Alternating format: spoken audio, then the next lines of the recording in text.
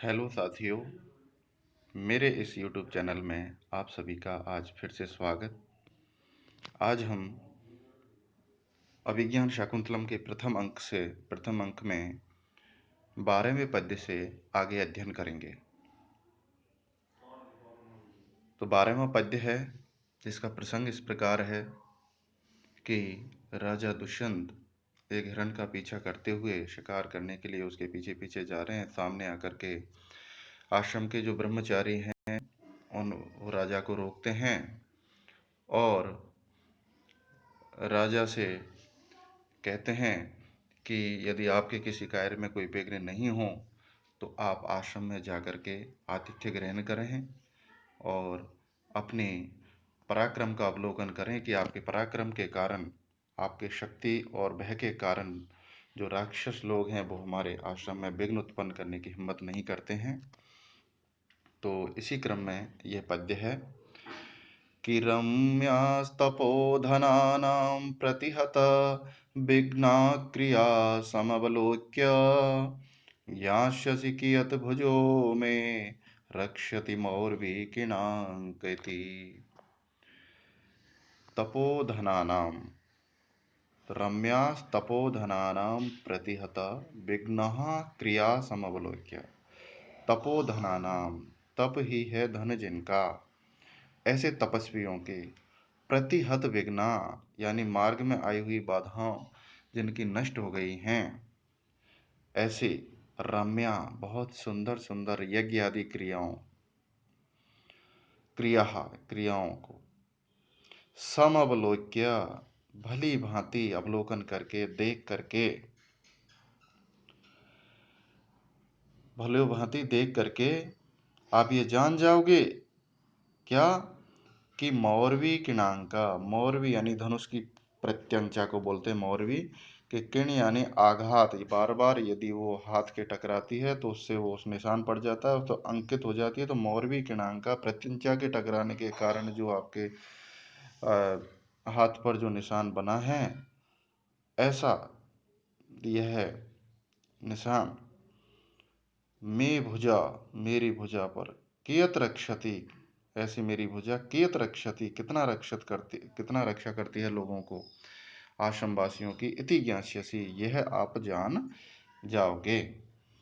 तो यहाँ पर आर्या छंद है और यह स्पष्ट किया है कि आपके प्रताप के कारण, आपकी शक्ति और पराक्रम के कारण राक्षस आदि दुष्ट लोग इस आश्रम में विघ्न उत्पन्न करने की हिम्मत नहीं करते हैं। इसलिए आप तपोवन में जाएं और आतिथ्य ग्रहण करें, इसका अवलोकन करें।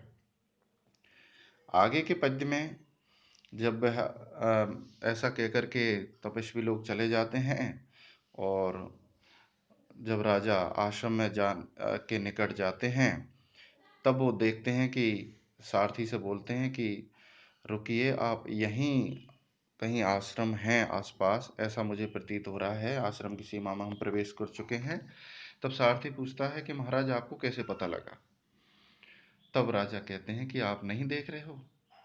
क्या नहीं देख रहे हो? उसके लिए पद्य है कि नीबारा शुक गर्भ कोटर मुख भ्रष्टास्तरूणामध प्रश्नेग्धा क्वचिदिङ्गुदीफलविदा सूच्यन्त एवोपलः विश्वासोपगमादभिन्नगतया शतं सहन्ते मृगास्तोयाधारपथाश्च वल्कलशिखा निस्यन्दरेखाङ्किता।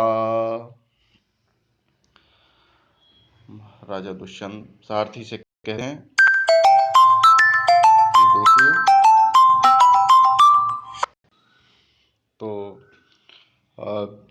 कि देखिए सारथी कि क्वचित यहाँ पर कहीं कहीं शुक गर्भ कोटर मुख, शुक गर्भ तोतों के रहने का जो पेड़ में जो कोपर होता है, कोटर होता है, छेद होता है, उसमें तोते अपने घोंसला बनाते हैं। तो शुक गर्भ कोटर, शुकों के, तोतों के रहने के का जो कोटर है, विवर है, उसके मुख यानी आगे के भाग से, भ्रष्टा यानी गिरे हुए, नीचे गिरे हुए, अधा यानी नीचे गिरे हुए, किसके, तरुणाम, वृक्षों के नीचे गिरे हुए, क्या दिख रहा है, नीवारहा, नीवार नामक धान्य के बीज गिरे हुए हैं। तो ये धान्य कहीं और से नहीं हो सकते, आश्रम की खेती और भूमि और आश्रम में जो पक्षियों के लिए चौकेरा डाल दिया जाता है उसके हैं। दूसरा, क्वचित यानी कहीं, इंगुदी फल विदा, इंगुदी हिंगोट बोलते हैं, हिंगोट के फल, इंगुदी के फल को तोड़ करके पहले जो तपस्वी लोग थे वो तेल निकालते थे और उसी का अपने शरीर पर उपभोग करते थे। तो इंगुदी फल विदा, इंगुदी के फल को तोड़ने के कारण, क्योंकि वो चिकने होते हैं, ऊपर उनके चिकना रहता है, इसलिए प्रश्निग्धा, चिकने, उपला, ये जो पत्थर हैं, ये सूच्यंत व सूचित कर ही रहे हैं कि इंगुदी फल विदा, इंगुदी के फल को तोड़ने से प्रस्निग्धा, चिकने हुए, एव यानी ही उपला सूच्यंत, ये सूचित कर रहे हैं, ये बता ही रहे हैं कि इंगुदी के फल को तोड़ने के लिए और कोई तो आएगा नहीं यहाँ पर, ये तपस्वी लोग ही यहाँ पर तोड़ेंगे। दूसरा, विश्वास उपगमात, विश्वास प्राप्त हो जाने के कारण, विश्वास प्राप्त कैसे हो जाने के कारण, कि आश्रम की सीमाएं, हमको कोई मारेगा नहीं, इसलिए भिन्न गतया, शांत चित्त से, बिना किसी इधर उधर भाग दौड़ के, मृगा यानी जो आश्रम के मृग हैं, वो शब्दम सहनते, मेरे रथ की आवाज को सहन कर रहे हैं। नहीं तो जंगली हिरन तो आवाज सुन करके भागते हैं, लेकिन ये भाग नहीं रहे हैं। इसी प्रकार क्वचित यानी कहीं, तोयाधार पथा, तोयाधार यानी पानी के स्रोतों की ओर जाने वाले, पथा यानी जो मार्ग हैं, वे वल्कल शिखा, तपस्वियों के जो वस्त्र हैं उनके छोरों से निस्संद यानी टपकने वाली रेखांकिता पानी की बूंदों से अंकित दिखाई दे रहे हैं। अर्थात मार्गों पर कपड़ों को हाथ में रख करके जब कोई इंसान ले जाता है तो उनके कपड़ों की छोरों से जो पानी टपक टपक करके जो निशान बनाता है रास्ते पर, तो वह निशान से अंकित है। इससे यह स्पष्ट हो रहा है कि यह आश्रम की सीमा है। इस प्रकार यहाँ पर एक जो पूर्व में स्थित जो जंगलों में ऋषि मुनियों के जो आश्रम हुआ करते थे उसका एक स्वाभाविक और वर्णन और आसपास के परिसर का स्वाभाविक वर्णन किया है, इसलिए यहाँ पर स्वभावोक्ति अलंकार है और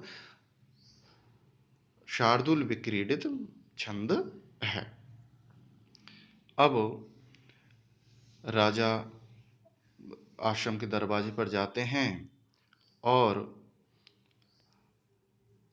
वो जैसे ही राजा आश्रम के समीप पहुंचते हैं तो उनकी दाहिनी भुजा फड़कती है। दाहिनी भुजा किसी व्यक्ति या पुरुष की फड़कती है तो उसका मतलब होता है कि प्रेम की प्राप्ति, अर्थात स्त्री धन की प्राप्ति, ऐसा हमारे शास्त्रों में बताया गया है। तो राजा को ऐसा आभास होता है, इसलिए वह कहते हैं कि शांतमिदमाश्रम पदम स्फुरति च बाहु कुत फलमिहास्य अथवा भवितव्यानां द्वाराणि भवन्ति सर्वत्र। कि इदम आश्रम पदम, यह जो आश्रम पद है ये शांतम, शांत है। इस यहाँ पर इंद्रिय चंचलता देखने को नहीं मिलती है। पर बाहुच स्मृति, पर मेरी दाहिनी भुजा फड़क रही है। तो अस्य फलम, इसका जो फल है स्त्री धन की प्राप्ति, यह कुत, यहाँ कैसे मिल सकता है, अर्थात यहाँ मुझे मेरी प्रिय या प्रेम का कैसे मिल सकती है। तो राजा अंत में समाहार रूप में कहते हैं अथवा भवितव्यानाम, जो होनी होती है, जो भावी घटनाएं होती हैं, उनके जो द्वाराणी हैं, द्वार हैं, वो सर्वत्र भवंती, सब जगह होते हैं। अर्थात जो भावी घटना है वो घटती ही है, उसको कोई रोक नहीं सकता। जो होनी होती है वह होती ही है। यदि ये यहाँ होगा, यदि इस प्रकार मेरी भुजा फड़क रही है, यदि इसका फल मिलना होगा, हो सकता है मुझे मिल जाए। तो इस प्रकार यहाँ पर जो ऊपर का जो विशेष कथन है और उसका नीचे के अथवा भवतव्यानाम द्वाराणि भवन्ति सर्वत्र, इस कथन के द्वारा, सामान्य कथन के द्वारा ऊपर की बात का समर्थन किया गया है। इसलिए यहाँ पर अर्थांतरन्यास अलंकार है और आर्य छंद है। अब जब राजा आश्रम में प्रवेश करते हैं तो वह देखते हैं कि उनके दाईं ओर के वृक्षयुक्त बगीचे में आश्रम की कन्याएं पेड़ पौधों में पानी देती हुई आ रही हैं।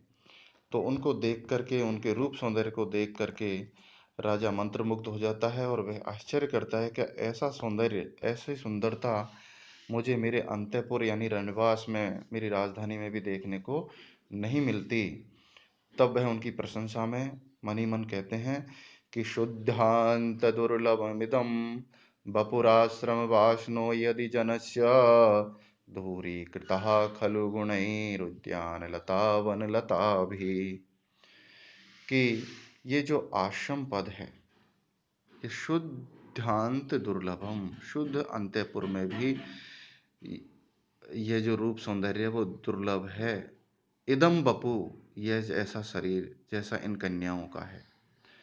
यदि आश्रम वासने जनस्य, यदि आश्रम में रहने वाले, जंगल में रहने वाले लोगों का इस प्रकार का सुंदर शरीर है, तो मैं ये कह सकता हूं कि खलु निश्चय ही वनलता भी, जंगल की बेलों के द्वारा, गुणे, अपने गुणों, रूप सौंदर्य के कारण, सुगंध के कारण, उद्यान लता, उद्यान की लताएं दूरी कृता अर्थात तिरस्कृत कर दी, अपनी सुंदरता के कारण फीकी कर दी। अर्थात क्यों? क्योंकि वन की लता को कोई संवारने, सजाने, काटने, छाटने, तराशने वाला नहीं होता है, उनको एक विशेष रूप देने वाला नहीं होता है, वो स्वाभाविक रूप से अपने प्राकृतिक सौंदर्य में रहती हैं। वहीं उद्यान की लताओं को जो उद्यान सेवक होता है, माली होता है, वह उसको बहुत करीने से काट छांट करता है, सजाता है, उनको निश्चित आकार देता है, समय समय पर पानी, खाद आदि भी देता है। ठीक वैसे ही मेरे रनिवास की रानियों पर तरह तरह के सौंदर्य प्रसाधन हैं, उनका वह उपभोग करती हैं, लेकिन फिर भी ऐसा सौंदर्य जो इन कन्याओं का देखने को मिल रहा है वैसा उनका नहीं है। इसलिए मैं यह कथन कह सकता हूँ। इस प्रकार ये हमारे पद्य हुए। इसमें भी आर्य छंद है और